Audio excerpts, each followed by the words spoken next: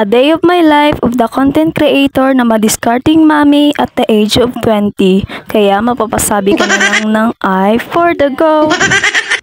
For today's video nga mga kamamshi ay nag-crave na naman ang mamshi nyo sa santol. Kaya naman ay bumili kami ni baby sa labas.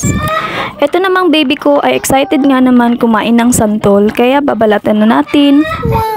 Mag-start na nga tayo magbalat ng santol mga mamshi ko. Sa mga oras na to ako'y nangangasim na. Kaya naman mga mamshi ko ay kinain ko na ang isang santol na nabili ko. At habang nakain nga ako ng santol mga mamshi ko, ito namang baby ko ay panay takbo. Ito naman makulit kong baby ay ginawang ang bola ang santol na nabili ko. Nagpatuloy na nga akong magbalat ng santol mga mamshi ko at excited na akong imukbang ito. At malapit na nga tayo sa exciting part, tinadtad ko na nga ang mga santol na binili namin ng baby ko. At habang tinatadtad ko nga to, alam kong nangangasim at tumutulo na ang laway nyo. At natapos na nga tayo magbalat ng santol mga mamshi ko at ito i-display ko na sa inyo.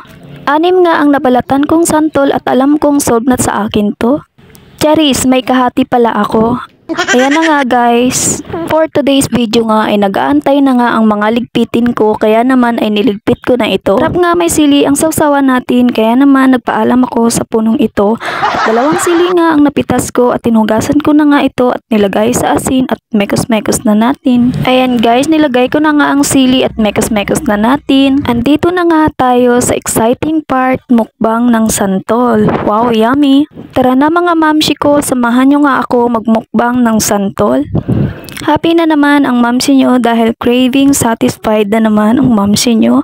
Masarap nga ito isawsaw sa siling may asin.